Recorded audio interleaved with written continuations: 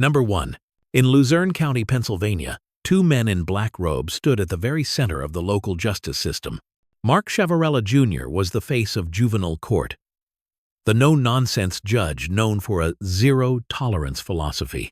Michael Conahan was the president judge of the Court of Common Pleas, the administrator with the power to shape budgets, contracts, and where young defendants would be sent. Together, they projected the image of discipline and order. Former prosecutors, family men, pillars of a blue-collar community that trusted them to protect its children. To neighbors and colleagues, they looked like the kind of judges who kept the streets safe and the courts efficient. Below the surface, their roles fit together with unsettling precision. Conahan controlled the money and the facilities. Ciavarella controlled the daily flow of frightened teenagers into his courtroom. At a time when tough-on-crime rhetoric dominated local politics, they embraced the identity of hard-line judges who would not tolerate disrespect, misbehavior, or teenage rebellion. Prosecutors and school officials saw them as allies. Parents who wanted order in their neighborhoods initially praised the strict sentences. Very few people, in those early years, suspected that the harshness was not just about discipline but also about profit.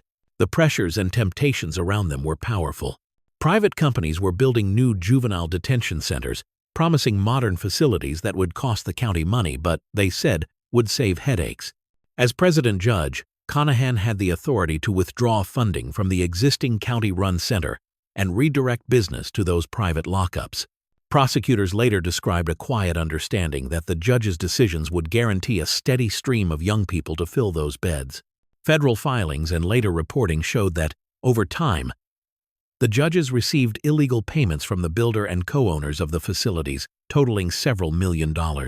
What began as bureaucratic decisions about contracts evolved into a full-blown kickback scheme, in which children became the commodity that kept the business model alive. The mechanics of the scheme were chilling in their simplicity. Conahan used his administrative power to shut down funding for the public juvenile detention center, making it effectively unusable. In its place, the court signed agreements with privately run youth centers, promising that Luzerne County would send juveniles there. Chavarella, handling juvenile court, ensured that the promise was kept. He pushed an uncompromising zero-tolerance approach, sending teenagers away for offenses that, in many other courts, would have led to counseling, community service, or a stern warning. Truancy, schoolyard scuffles, petty theft. Even mocking a school official. Online cases like these resulted in handcuffs and long stays in locked facilities. Many of the young defendants stood in front of Ciavarella without a lawyer by their side. Advocacy groups later found that more than half of the juveniles in his courtroom appeared without proper legal representation, and a majority of those children were removed from their homes. Some were as young as elementary school age. Hearings were often so fast that parents barely had time to understand what was happening before deputies led their children away. Families described the emotional whiplash. A quick plea, a few sharp words from the bench, and then the sound of shackles closing around their child's wrists. For many youths, the experience left deep psychological scars, anxiety, depression, and in at least one widely reported case, a young man who later died by suicide after his time in detention. The first serious challenge to this system came not from within Luzerne County, but from the outside. The Juvenile Law Center, a nonprofit based in Philadelphia, began to receive letters and complaints suggesting that something was very wrong in Ciavarella's courtroom. Lawyers there reviewed case files and noticed patterns. Rapid-fire hearings, routine waiver of counsel, and a strikingly high rate of out-of-home placements. They petitioned the Pennsylvania Supreme Court, arguing that children's constitutional rights were being violated.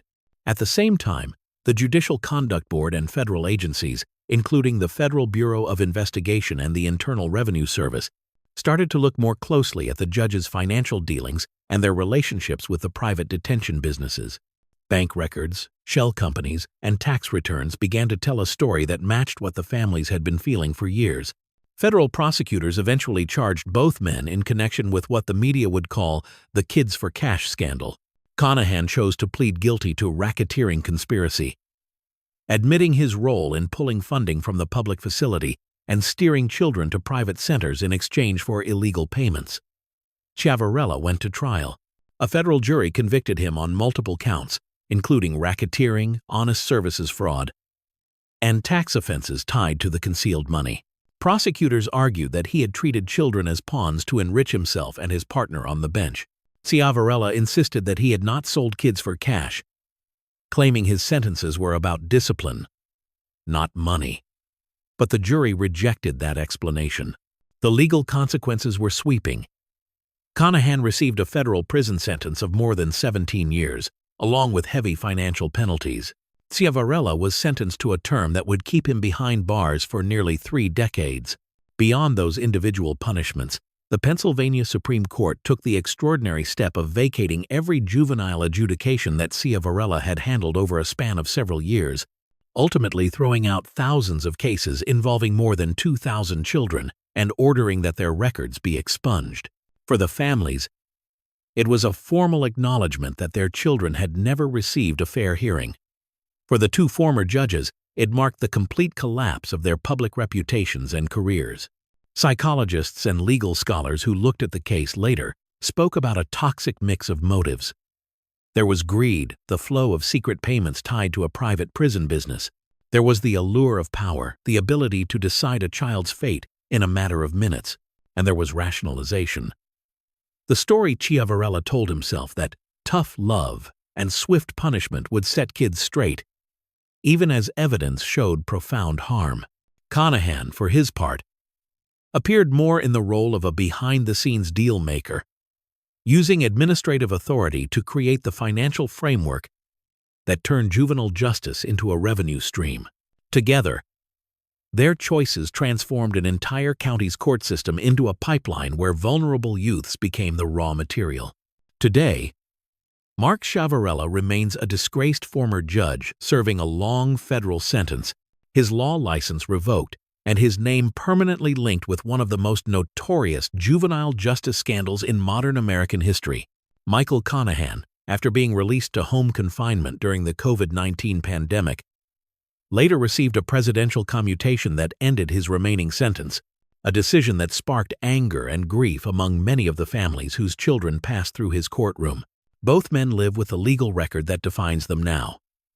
Federal convictions, stripped judicial titles, and a legacy measured in overturned cases, damaged lives, and the permanent loss of trust in the power they once held. Number 2. Samuel Bruce Kent sat high above the Gulf Coast in a federal courtroom. A larger-than-life district judge for the Southern District of Texas, appointed to the bench after years in private practice, he had the resume of a traditional success story. Born in Denver, educated at the University of Texas, and eventually elevated to a lifetime seat as a United States District Judge. In Galveston, he was the only federal judge for a cluster of coastal counties, which meant lawyers and litigants knew that if their case landed there, it landed with him. He cultivated a reputation as blunt, sharp-tongued, and impatient with anyone he saw as unprepared. To the public, that could look like tough efficiency. To the people working in his chambers, it would later be described as something much darker. Behind the scenes, Kent's professional power and personal behavior were tightly intertwined. As a single-judge division, his courtroom rhythm dictated the pace of federal justice for an entire region. Staff members depended on his goodwill for their jobs, their evaluations, and their future careers. That imbalance of power sits at the center of what investigators would later uncover. 2 women who worked near him described years of unwanted sexual contact and harassment, not in some anonymous office building, but in the spaces of a federal courthouse where he was supposed to be the guardian of the law. The situational pressures around Kent did not excuse what he did, but they help explain how it went on for so long. A federal judge enjoys enormous independence. He could not easily be fired, his salary could not be reduced, and his decisions were rarely questioned outside formal appeals. Over time, that kind of insulation can feed a sense of invincibility. Legal commentators later described Kent as a man who had grown used to absolute control in his courtroom and carried that sense of dominance into his personal interactions. In that environment, the boundary between professional authority and personal entitlement began to erode. The misconduct itself unfolded over several years. According to judicial reports and later congressional findings, Kent subjected at least 2 female courthouse employees to non-consensual sexual contact, groping, and harassment in and around his chambers. One of them was his longtime case manager. Another worked in the clerk's office. Both women were subordinate to him in a system where he signed their evaluations and shaped their workload. They described encounters in which the judge used his physical size and his position to corner them, touching them against their will. The details were disturbing enough that internal complaints eventually reached the higher levels of the federal judiciary. At first, the system responded quietly. A chief judge reassigned some of Kent's cases, and, for a period, he stopped hearing new matters, officially taking leave while still collecting his full salary. But as more information surfaced, quiet discipline was no longer an option. The Judicial Council of the Fifth Circuit referred the matter to the Department of Justice, and a federal grand jury in Houston indicted Kent on multiple counts, including aggravated sexual abuse, abusive sexual contact, and obstruction of justice. The charges were built not only on what the victim said he did, but also on how he responded when investigators began asking questions. In that moment, the case shifted from ethics and discipline into federal crime.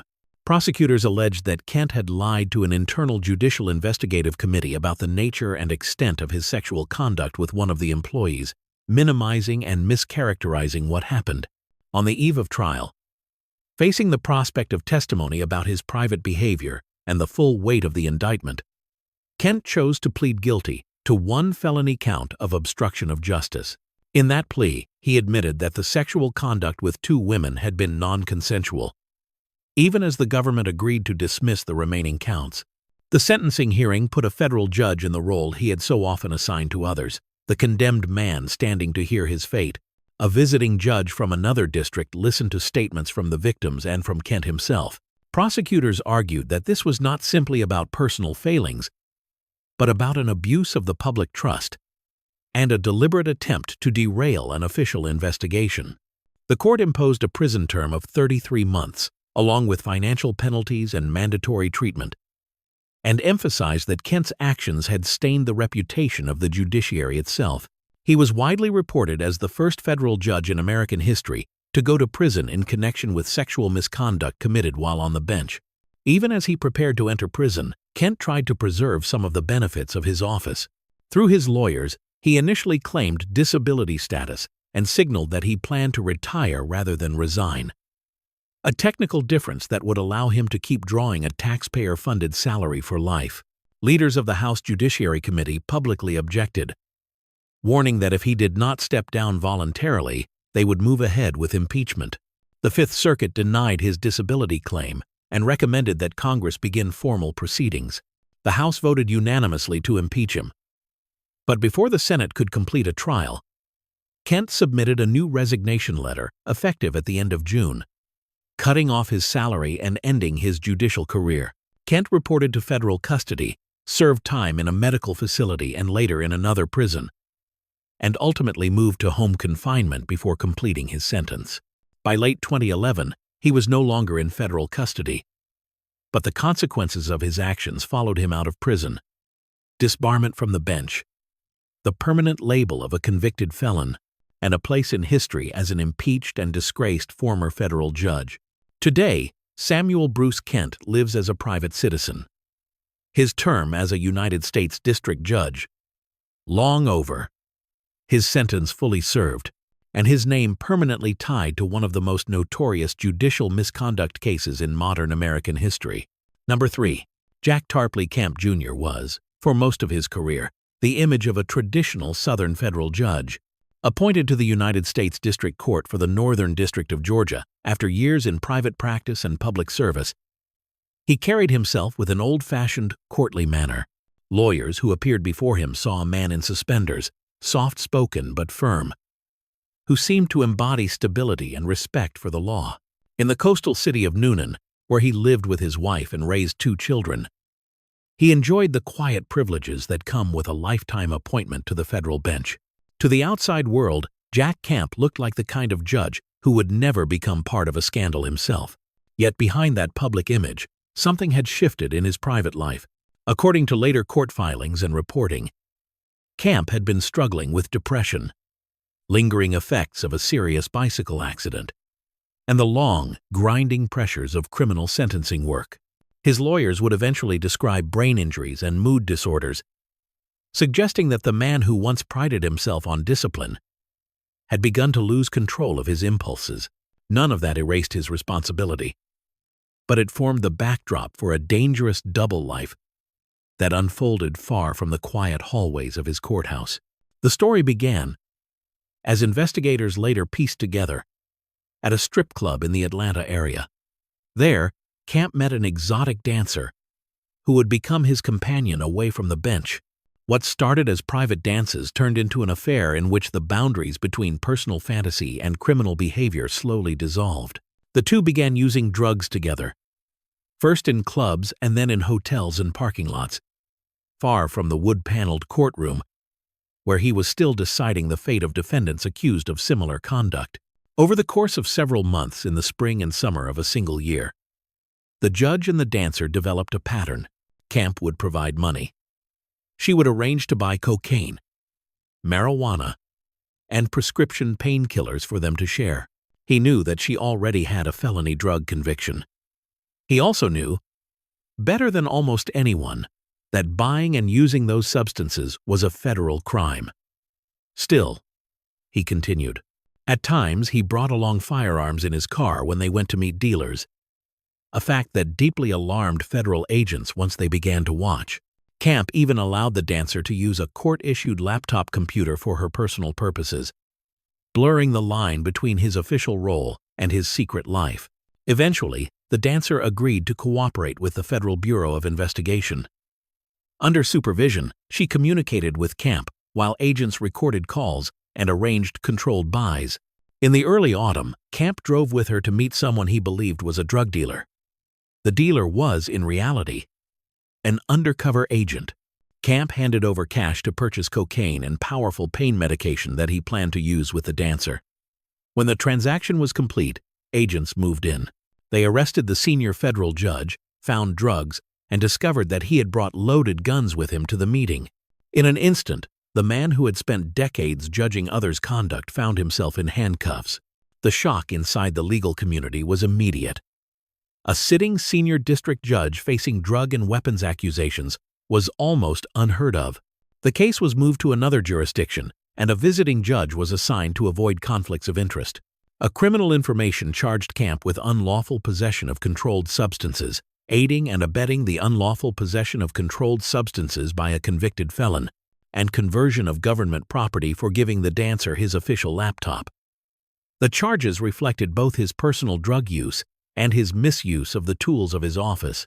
In federal court in Atlanta, Camp chose to plead guilty rather than go to trial. He admitted that over a period of several months he had bought and used cocaine, marijuana, and a prescription painkiller with the dancer, that he had provided her with money to buy those drugs for their shared use, and that he had improperly given her access to a laptop belonging to the United States District Court. As part of the plea agreement, he resigned his commission as a senior federal judge.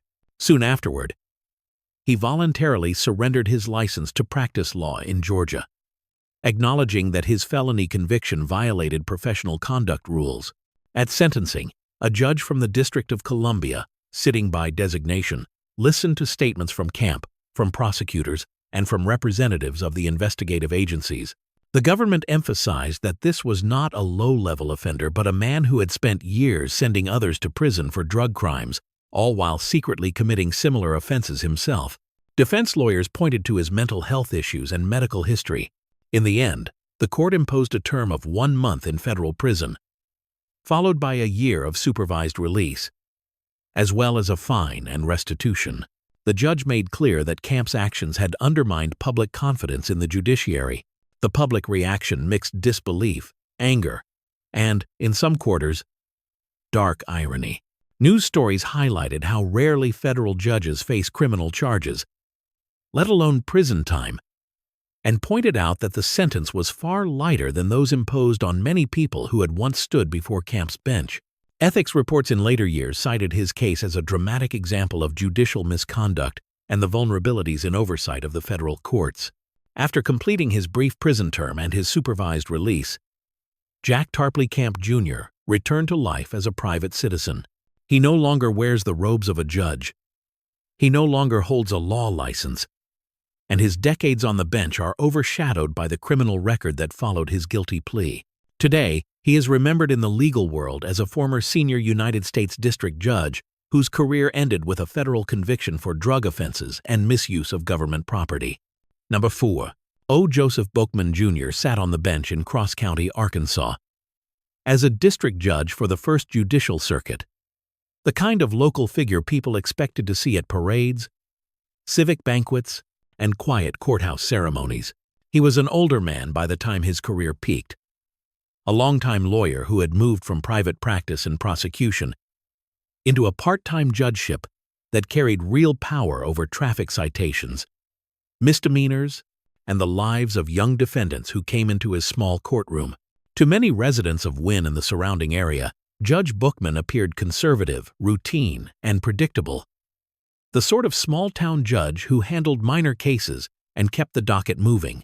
Behind that ordinary image, a very different story was developing. According to federal prosecutors and judicial investigators, Bookman quietly turned his courtroom into the front door of a private scheme. Over roughly 7 years, he did not simply weigh evidence and impose neutral punishments. Instead, he singled out young male defendants with traffic and misdemeanor charges and offered them an unusual option that he called community service. Rather than pay fines or perform public work for the county, they were directed to meet with the judge privately, often at his home or property, where that so-called service would take place away from witnesses and outside normal supervision. The pattern, investigators later said, revealed a predatory use of judicial power. Bookman would dismiss cases or reduce penalties for these defendants in exchange for personal benefits, including sexually related conduct and the taking of explicit or compromising photographs that he labeled as documentation of community service.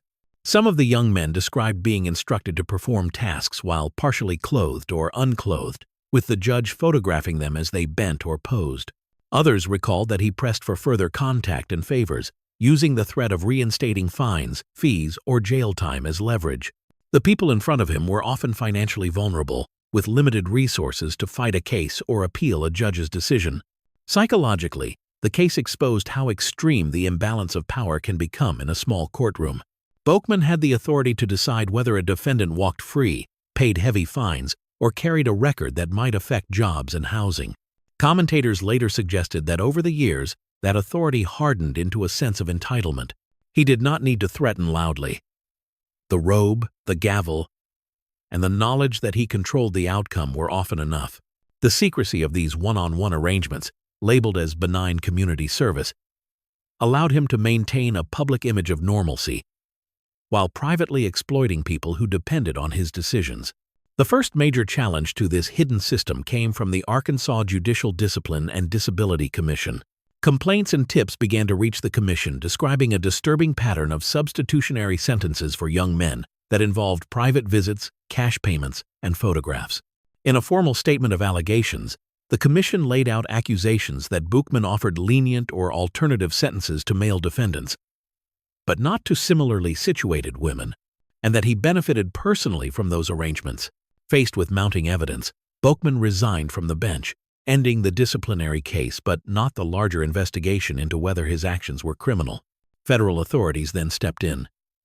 A grand jury indicted Bookman on charges including wire fraud, honest services fraud, federal program bribery, and witness tampering, accusing him of running a years-long fraud and bribery scheme that exchanged official judicial actions for personal benefits.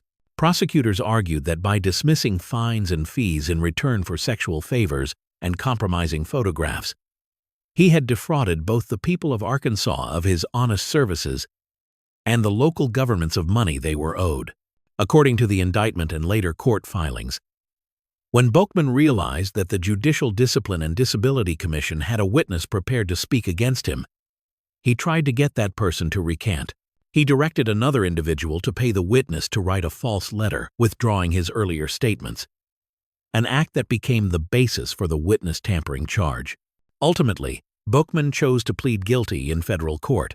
In his plea agreement, he admitted that from the late 2000s through the mid-2010s, while serving as a district judge, he corruptly used his office to dismiss traffic and misdemeanor cases in exchange for acts that benefited him personally, and that he attempted to interfere with the investigation by influencing a witness.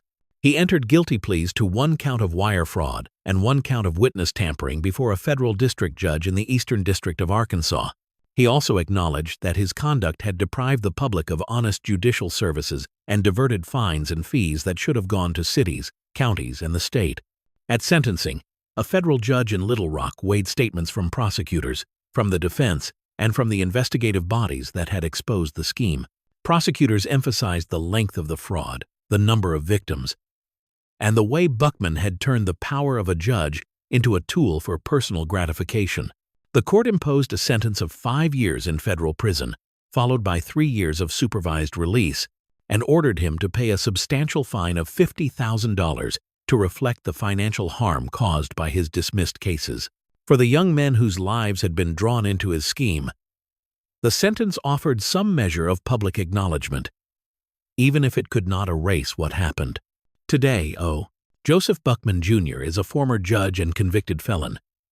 His law career over, his robe surrendered, and his 5-year federal prison sentence completed, living as a private citizen whose name is permanently linked to one of the most egregious judicial corruption and abuse of authority cases in recent Arkansas history. Number 5.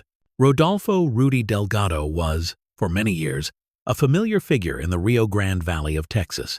Born in Mexico and raised from infancy in the city of Edinburgh, he followed a classic path of achievement: a political science degree from the University of Michigan, a law degree from the University of Texas, work as an assistant district attorney, then private practice, and eventually the local criminal court bench. From there, he became the elected judge of the 93rd District Court in Hidalgo County, presiding over serious criminal and civil cases, and later won a seat on the 13th Court of Appeals. In public resolutions, state leaders praised him as a cancer survivor and devoted family man, honoring the courage he showed after losing a son and undergoing a liver transplant. To many people in his community, Rudy Delgado looked like a resilient, respected jurist who had overcome hardship and devoted his life to the law. That image makes what came next even more jarring. Over time, Delgado's courtroom relationships with local lawyers grew into something far more troubling. According to federal prosecutors and later a federal appellate court, one attorney in particular, a criminal defense lawyer named No Perez, developed a quiet arrangement with the judge. The government's evidence showed that for roughly a decade, Perez provided Delgado with gifts and cash, and in return, Delgado granted favorable treatment for Perez's clients, who appeared before the 93rd District Court. The scheme began around the late 2000s with a dramatic gift: a pickup truck worth many thousands of dollars. That vehicle would be described later as an outlier, but it marked the start of a pattern. Perez testified that he would drive to Delgado's home under the pretense of buying firewood. While there, the two men would talk about Perez's clients who were in Delgado's court, often about whether those clients could be released on personal recognizance bonds instead of being held in jail or forced to post money. Perez would then hand over cash, sometimes by simply overpaying for the firewood, other times by hiding money in beer cases or other containers. Again and again, clients connected to those visits received the bond decisions they were hoping for. For years, this understanding remained invisible to the public. On the surface, Delgado continued to win elections and even moved up, securing a place on the 13th Court of Appeals, while his earlier conduct as a district judge remained unknown to most voters. But behind the scenes, federal agents had begun to zero in on Perez for other suspected corruption. When confronted, Perez agreed to cooperate. The Federal Bureau of Investigation had him wear recording devices and set up controlled meetings with Delgado, capturing both conversations and payments as the judge continued accepting cash while discussing pending criminal cases. During the undercover phase, agents documented a series of bribes. On 2 occasions, Perez delivered smaller amounts of cash. On a third, in the early weeks of 2018, He handed Delgado an envelope containing several $1,000s. Each time, Perez asked for help with specific clients who had motions or bond issues before Delgado. Each time, according to court documents, the judge agreed to grant favorable bond decisions shortly after taking the money. Prosecutors later said Delgado accepted more than $5,000 in bribes over the span of the conspiracy, and that these recorded meetings were only the tail end of a much longer understanding between the two men. When Delgado learned that rumors of an investigation were circulating, his behavior shifted from quietly corrupt to actively obstructive. Evidence at trial included a text message he sent to Perez after receiving that large envelope of cash, asking him to convert the money into a check labeled as a campaign contribution. Prosecutors argued that he was trying to disguise the bribe as a legitimate donation once he realized federal agents might be watching. The Justice Department also presented proof that Delgado contacted Perez and suggested a false story about their past payments. Another key piece supporting the obstruction of justice charge. In early February of 2018, federal agents arrested Delgado on bribery allegations. He was suspended from judicial duties and later resigned his appellate seat after his conviction. A series of indictments followed, eventually charging him with conspiracy, multiple counts of federal program bribery, several counts under the Federal Travel Act, and obstruction of justice.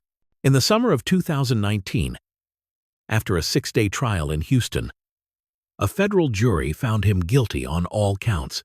At sentencing in late 2019, a federal district judge imposed a 60-month term in federal prison, followed by 2 years of supervised release.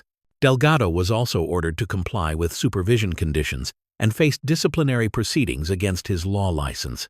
Prosecutors, in public statements, emphasized that he had used his position to enrich himself, and that such conduct strikes at the heart of public confidence in the courts. A later decision from the Federal Court of Appeals upheld his convictions, describing the government's case as a straightforward story of an attorney who routinely bribed a sitting judge to secure favorable bond decisions. Today, Rodolfo Rudy Delgado is a former Texas judge and convicted felon. He received a 5-year federal prison sentence and a term of supervised release, resigned from the bench, and saw his bribery and obstruction convictions affirmed on appeal. Number 6. Thomas Joseph Maloney sat on the bench in Chicago's criminal courts as the kind of judge prosecutors called a heater judge. Big cases, high-profile defendants, and the most serious charges were routed to his courtroom at 26th and California. A former boxer turned criminal defense lawyer, he carried himself with a tough, almost swaggering presence. Before joining the bench, he had represented figures connected to organized crime and was known as a streetwise attorney who understood how the system really worked. Once he put on the robe in the late 1970s, his public image was that of a no-nonsense jurist who handed down harsh sentences and scolded gang members as cowards, all beneath a dignified portrait of Chief Justice John Marshall.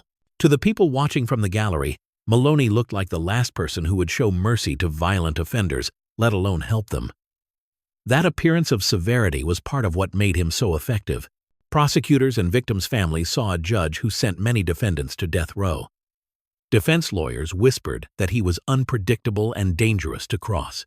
But in the shadows of that reputation, some attorneys and fixers knew another side. Thomas Maloney was a man whose justice could be bought if you had the right connections and enough cash. Behind the scenes, he used trusted intermediaries, including a longtime bailiff and later an old law partner, to quietly negotiate and collect payments. The psychological twist in Maloney's story sits right there. A man who built a public persona as one of the toughest judges in Cook County, while secretly taking bribes to help select defendants. Legal scholars later suggested that his extreme harshness in some cases may have been a form of camouflage. If he sentenced certain defendants to death or imposed long terms in other trials, he could point to those rulings as proof that he was incorruptible, even as he quietly fixed cases for those who paid. In other words, his severity was not only about punishment, it was also a way to hide the pattern of favoritism. The crimes themselves unfolded over the course of the 1980s during the era of Operation Greylord.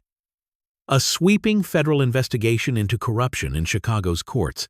In multiple felony cases, including at least 3 murder trials, Maloney accepted thousands of dollars in bribes to shape outcomes. In one notorious case involving members of an organized crime group in Chinatown, a mob representative arranged for a large payoff to secure acquittals in a gangland killing. Maloney obliged with a not guilty verdict after discounting critical evidence. In another case, a defendant charged with a brutal beating death saw his conviction reduced to voluntary manslaughter after money changed hands, cutting his potential punishment by many years. Maloney rarely touched the money himself. According to later court opinions, he relied on bagmen to insulate him. A bailiff named Lucius Robinson served as an early go-between, relaying offers from defense lawyers who wanted insurance on a verdict. When Robinson's name began to attract attention during the federal probe, Maloney shifted to another intermediary, attorney Robert McGee, a former colleague from his days in private practice. The structure looked on paper like classic racketeering, a pattern of bribery, extortion under color of official right, and concealment designed to protect the enterprise of a corrupt courtroom. Operation Greylord slowly closed in. Federal Bureau of Investigation agents and prosecutors staged test cases, wired informants, and monitored courtrooms. Eventually, Robinson turned state's evidence under an immunity deal, describing how bribes were offered and delivered. Financial investigators uncovered a trail of money orders purchased with unexplained cash that suggested Maloney was spending far more than his official salary could support. In the early 1990s, a grand jury indicted him on charges including racketeering, conspiracy, racketeering, extortion, and obstruction of justice tied directly to the fixed trials. The news stunned many in Cook County. One of their most feared judges was now a criminal defendant. At trial in federal court, Maloney denied taking bribes, claiming that his intermediaries had run a scam and kept the money. Jurors heard a different story. Witnesses described payments arranged specifically to secure acquittals or reduced convictions. Documents showed cash conversions that lined up with key cases. The jury convicted him on all counts. He became the first Cook County judge ever found guilty of rigging murder cases for cash, and one of the most notorious figures to fall in the broader Greylord investigation. The court imposed a lengthy federal prison term, and Maloney ultimately served more than a decade behind bars. During and after his incarceration, defendants he had sentenced, including men on death row, challenged their convictions by pointing to his proven corruption. In some instances, appellate courts agreed that hearings were needed to explore whether his desire to cover his tracks had made him harsher toward defendants who did not pay. After his release from prison in the mid-2000s, Maloney lived only a short time before dying in his early 80s. Today, Thomas Joseph Maloney is remembered as a former Cook County judge convicted in federal court of racketeering, extortion, and related offenses for taking bribes to fix serious felony cases, including multiple murder trials, and as a man who served more than 10 years in prison before his death. Number 7. Gabriel Thomas Porteous Jr. sat on the federal bench in New Orleans as a judge of the United States District Court for the Eastern District of Louisiana, a local boy who had reached one of the most powerful legal positions in his home state. He had grown up in the city, gone to Louisiana State University for both college and law school, and worked his way through private practice and local government jobs before becoming a state district judge in Jefferson Parish. From there, he was elevated to the federal bench, sworn in with the promise that he would apply the law fairly and honestly. To the public, he looked like a familiar Louisiana story, a neighborhood kid who had climbed all the way to a lifetime appointment as a federal judge. Behind that formal image, however, was a long pattern of private dealings that would eventually cost him everything. Even before he became a federal judge, Porteous had developed close, secretive relationships with lawyers and a bail bondsman who appeared in his courts. According to later House and Senate findings, he accepted envelopes of cash, expensive meals, free repairs on his car and home, and other favors from people who needed favorable treatment for their clients. At the same time, he was struggling with personal financial problems, including heavy gambling and mounting credit card debt. Investigators would later describe how those debts and that lifestyle made him increasingly dependent on off-the-books help from people who stood to benefit from his rulings. The most visible part of his corrupt conduct emerged in a civil case called Lifemark Hospitals of Louisiana versus Liljeburg Enterprises, where Porteous presided as a federal judge. One of the law firms before him was run by attorneys who had been his close friends and benefactors for years. He had eaten at their homes, accepted cash and gifts, and turned to them for financial help. Yet he never disclosed those ties to the opposing side. When he was asked to step aside from the case, he denied the motion to recuse and continued to rule, all while secretly maintaining the same private financial relationship. Congressional investigators later concluded that he had shaped decisions in ways that benefited his friends, and that he did so while actively hiding the conflict of interest from the parties and from the court record. A second major strand of misconduct stretched back to his years as a state judge in Jefferson Parish, where he handled criminal cases. There, Porteous built a long-running relationship with a local bail bondsman, Louis Marcotte. Senate reports describe how the judge routinely set and structured bonds in ways that favored Marcotte's business, while receiving things of value in return: meals, trips, cash, and other benefits. The pattern continued for years, creating what Congress later called a long-standing corrupt financial relationship. Those arrangements meant that when defendants came before Porteous seeking bail, the outcome could be shaped not only by the facts of the case, but also by the judge's private financial ties to the bondsman who stood ready to profit. When Porteous's personal finances collapsed, his dishonesty deepened. He filed for personal bankruptcy. But according to the House report, he lied under oath about his income, his debts, and his dealings with creditors. He hid cash payments, concealed ongoing gambling, and violated a bankruptcy court order, allowing him to discharge large portions of credit card debt while continuing to receive unreported benefits. Later, when he sought appointment to the federal bench, he was accused of making false statements to the Senate and to the Federal Bureau of Investigation, minimizing or denying the very relationships and financial problems that would later appear at the center of his impeachment. Psychologically, investigators and scholars pointed to a consistent theme: a judge who came to see secret help from friends and fixers as normal, and who then lied repeatedly to keep that help from public view. His gambling and debts created constant pressure. His long tenure on the bench, both state and federal, gave him a sense of insulation. For years, there was no jury to judge him, only fellow insiders who knew how the system worked. That combination of financial strain, entitlement, and opportunity turned into what the House Judiciary Committee called a pattern of conduct utterly lacking in honesty and integrity. The formal investigation began when the Judicial Council of the Fifth Circuit reviewed his conduct and referred the matter to the National Judicial Conference, which in turn notified the House of Representatives that impeachment might be warranted. A special House task force held hearings, took testimony from lawyers, bondsmen, and experts, and combed through years of financial records and transcripts.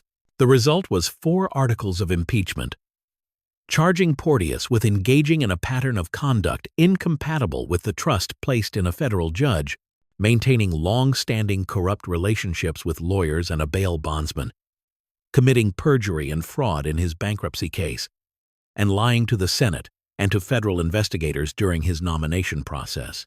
The House of Representatives adopted all 4 articles by unanimous votes. The case then moved to the Senate, which sat as an impeachment court. Over days of testimony and argument, senators heard how Porteous had accepted cash, gifts, meals, and services from lawyers and bondsmen, hidden his gambling and debts, and lied under oath to protect himself. In the end, the Senate convicted him on all 4 articles and removed him from office. Senators then took an additional step and voted to disqualify him permanently from holding any future federal position, making him one of only a handful of federal judges in American history ever to be both removed and barred in this way. After his removal, Gabriel Thomas Porteous Jr. returned to private life in Louisiana. He lost his judicial office, his federal salary, and his chance to ever serve again in a position of public trust. In the second decade of the 21st century, he became, in effect, the final chapter in a long history of judicial impeachments, remembered not for his early rise from New Orleans to the federal bench, but for the Senate verdict that ended his career and for his later death as a disbarred and disgraced former judge. Number 8. Abel Corral Lemus was, for many years, a familiar and trusted figure in Brownsville, Texas. A lifelong resident of the border city, he followed a public service path that looked almost textbook. He served as a police officer, went to law school, practiced criminal and family law, and eventually ran for judge of the 404th Judicial District Court in Cameron County. Voters chose him, and he would serve roughly 8 years on the bench. To people in the community, he appeared to be a hard-working local judge, a married father of 4 who had climbed from patrol car to courtroom, presiding over serious civil and criminal cases with the authority of the state behind him. But as his second term neared its end, the pressures in his private life were mounting. By his own later account, Lemus was buried under hundreds of thousands of dollars in debt. He had children in college, a lifestyle that included many gambling trips to Las Vegas, and a judicial salary that simply did not cover it all. Friends in the legal community knew he needed money. Prosecutors would later say that this mix of financial strain, access to power, and a network of attorney acquaintances created a dangerous temptation: the idea that his courtroom itself could become a source of income. Federal investigators and court records describe how that temptation turned into a criminal enterprise. While still a sitting district judge, Lemus began taking bribes and kickbacks from lawyers who had cases pending in his court. In exchange for cash and promises of future payments, he issued favorable pretrial rulings, adjusted bond decisions, and steered outcomes in complex civil matters. Some payments were relatively small, handed over in informal meetings with local attorneys. Others were tied to massive civil cases, including litigation over a helicopter crash near South Padre Island, where pretrial rulings from Lemus helped shape a settlement ultimately worth many millions of dollars. In one instance, he accepted an envelope of cash delivered in a fast food bag by the county district attorney. Money he later admitted was paid, simply so he would keep quiet. The pattern, agents later said, was both brazen and, in a way, cheap. He sold his authority for a few $100s here, a few thousand there, while also arranging much larger payoffs disguised as consulting fees or future legal work once he left the bench. According to federal press releases, he agreed to join a plaintiff's law firm as an of-counsel attorney, and, while still presiding over that firm's helicopter crash case, negotiated an advance of at least $100,000 and a share of future fees in return for favorable rulings. In his own words to the court at sentencing, Lemus admitted that what he did was not a mistake, but intentional conduct that damaged public faith in the local judiciary. The investigation began with a tip in the late 2000s as Lemus approached the end of his time in office. The Federal Bureau of Investigation put him under surveillance, eventually intercepting tens of thousands of phone calls and gathering photographs that showed how deeply money had seeped into his judicial decision-making. Agents listened as he discussed payments in code, referring to cash using terms like golf balls, and tracked his contacts with lawyers who seemed unusually eager to appear in front of his court. When the pattern was clear, the FBI summoned him for questioning. Within about a year, he was charged in a federal racketeering case that alleged he had used the 404th District Court as a criminal enterprise to enrich himself and others. Facing that evidence, Lemus chose to plead guilty to 1 count of racketeering. In his plea, he acknowledged that, while serving as a state judge, he accepted money and other benefits from attorneys in exchange for favorable rulings, and that he had turned his courtroom into a profit-making operation. He also agreed to cooperate extensively with federal prosecutors. Over the next several years, he met with investigators many times and testified as the government's key witness in a series of public corruption trials. His testimony helped convict a sitting district attorney, several lawyers, a bail bondsman, and other officials swept up in the same scheme, exposing a wider culture of backroom deals in the local justice system. At his sentencing in federal court in Brownsville, victims and former colleagues described outrage and shock at the depth of the corruption. One victim spoke about how Lemus's conduct had shattered trust in every judge on the county bench.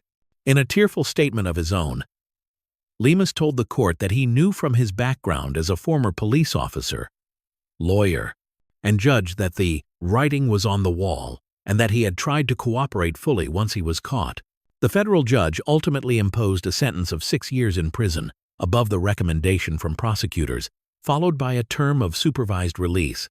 Lemus was ordered to pay many millions of dollars in restitution and to forfeit hundreds of thousands of dollars identified as proceeds of his crimes.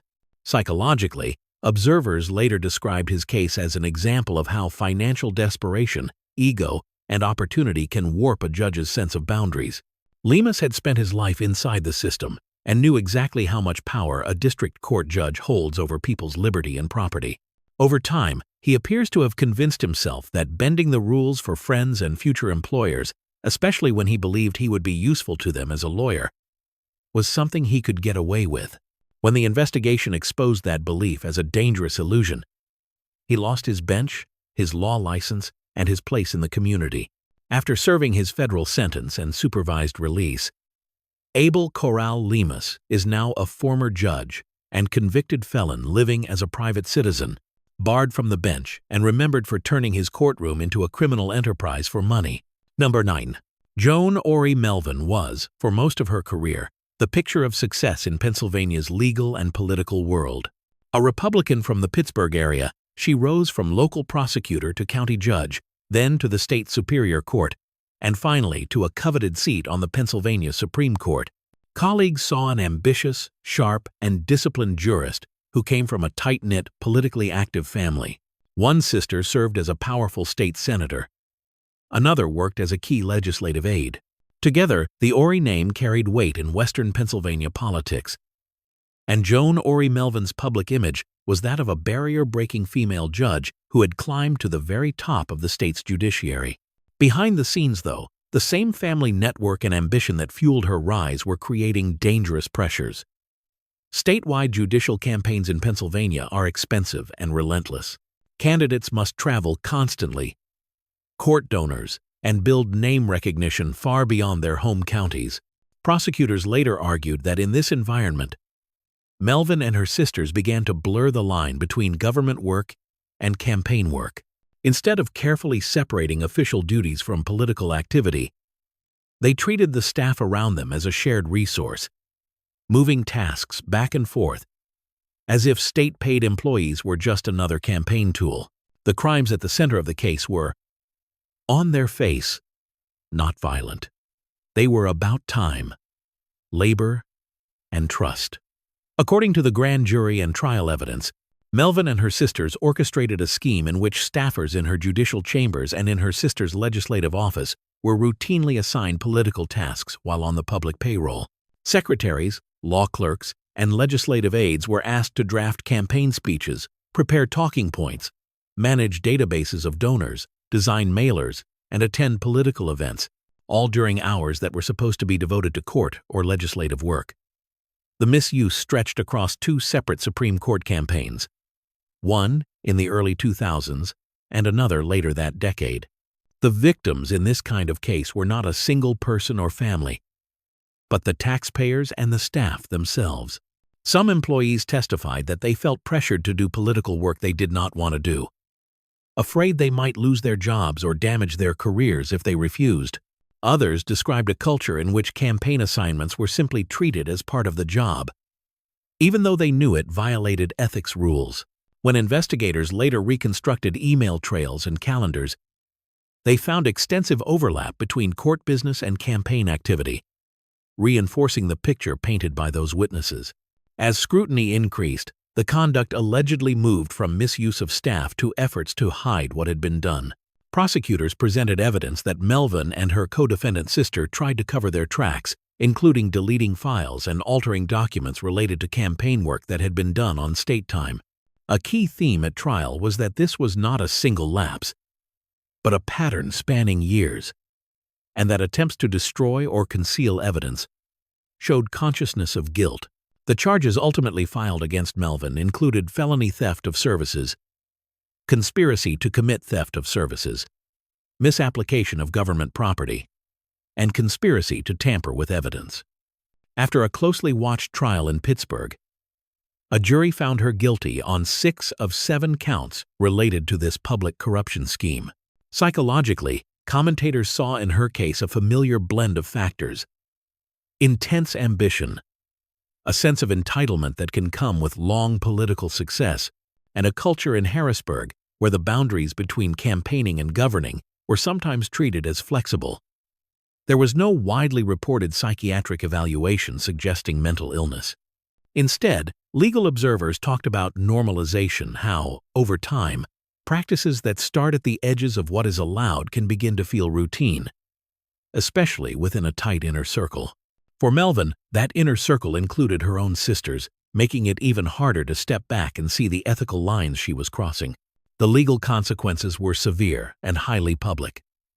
After the verdict, Melvin was suspended and then forced to resign from the Pennsylvania Supreme Court. At sentencing, Allegheny County Judge Lester Nowhouse rejected calls for prison but crafted a punishment meant to emphasize shame and accountability. Melvin received a sentence of house arrest measured in years, followed by a term of probation and community service, as well as fines. Most unusually, she was ordered to pose for a photograph in handcuffs and to send that image along with an apology letter to every judge in the state, acknowledging that her conduct had damaged the judiciary. Appeals delayed the apology requirement. But eventually, more than a year after sentencing, the letters went out. Public reaction mixed anger and disappointment. Some critics argued that a former Supreme Court justice convicted of felony corruption should have gone to prison. Others focused on the symbolism of requiring her to apologize directly to the entire judiciary. In the years that followed, the Pennsylvania Supreme Court accepted her voluntary disbarment, formally ending her legal career. Today, Joan Ori Melvin is a former Pennsylvania Supreme Court justice and convicted felon who resigned from the bench, served a sentence of house arrest and probation, and was ordered to send apology letters and a handcuffed photograph to every judge in the state, and ultimately surrendered her law license, living now as a private citizen outside the judiciary she once served. Number 10. Michael Anthony Maggio built his career as the kind of local judge people thought they knew. Born in the Deep South, the oldest of 4 children in a physician's family, he grew up moving through Louisiana, Texas, and Mississippi before settling into a life built around law and public service. After college and law school, he worked as a deputy prosecutor, then as a small claims and special municipal judge. Eventually, he was appointed circuit judge for the 20th Judicial District of Arkansas, based in Faulkner County. Voters re-elected him more than once. In Conway and the surrounding communities, he looked like a stable, mainstream conservative judge, active in civic life, and trusted to handle everything from divorces to high-stakes civil trials. Yet even before the scandal that would end his career, there were small warning signs. In the late 2010s, the State Ethics Commission fined him and issued a public warning for paying his wife with campaign funds and misreporting how that money was used. It was a technical violation, the kind of thing that can be written off as sloppy bookkeeping. But it also showed a looseness around rules that depend on personal integrity. At the same time, Maggio nursed political ambitions beyond the trial bench, eyeing a seat on the Arkansas Court of Appeals and beginning to think like a candidate, not just a judge. The case that changed everything began as a tragic nursing home negligence suit.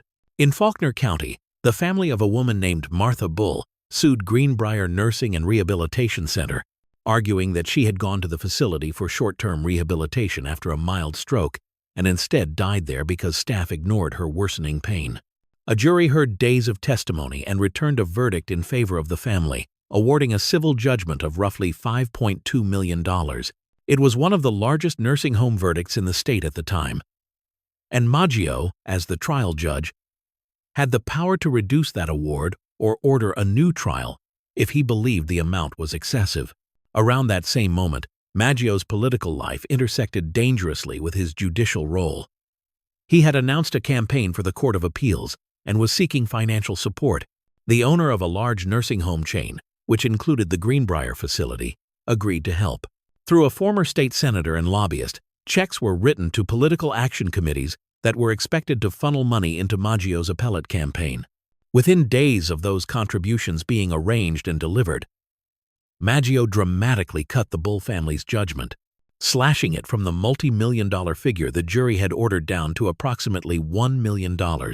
What made this more than bad optics was the timeline and Maggio's own later admissions. Federal prosecutors would eventually show that while Maggio was presiding over the nursing home case, he was simultaneously soliciting and accepting campaign contributions from the very business interests that stood to save millions of dollars if the verdict was reduced. In a plea agreement and later testimony, he acknowledged that his decision to cut the verdict was influenced both by his view of the law and by the campaign money he received. The courtroom, in effect, had been turned into a place where justice and political fundraising collided. The first wave of public trouble for Maggio actually came from a different direction. In early online posts under a pseudonym, he had commented on a sealed adoption involving a Hollywood actress and made a series of crude, racist, and sexist remarks on a sports message board. When a local political blogger connected those posts to him, Maggio admitted they were his. The Arkansas Supreme Court removed all cases from his docket, and after formal proceedings, ordered his immediate removal from the bench for ethical violations. At that point, the full bribery story had not yet reached the public. But federal investigators were already at work. The Federal Bureau of Investigation and the Department of Justice followed the money and the communications around the Bull verdict. In a federal criminal information, they charged Maggio with bribery concerning programs receiving federal funds, alleging that he accepted campaign contributions intending to be influenced in his handling of the nursing home case. Confronted with the evidence, Maggio waived indictment and pleaded guilty in federal court, admitting that he had been improperly influenced by campaign donations when he chose to reduce the jury's award. At sentencing in the Eastern District of Arkansas, prosecutors asked for a substantial term, arguing that this was not just a technical campaign violation or a casual favor. It was a sitting judge trading a concrete ruling in a specific case for political money. The district court imposed the maximum available sentence under the statute: 10 years in federal prison, along with fines and conditions of supervised release. On appeal, the Eighth Circuit Court of Appeals upheld both the conviction and the sentence, emphasizing that taking a bribe to decide a case a particular way sets a judge's crime apart from more routine corruption. Maggio reported to prison and served roughly 4 years before being released in the autumn of 2021 to complete supervised release. A federal judge later granted early termination of that supervision. He has since tried, unsuccessfully, to undo or expunge his conviction through additional appeals, which higher courts have rejected. Today, Michael Anthony Maggio is a former Arkansas Circuit judge and convicted felon.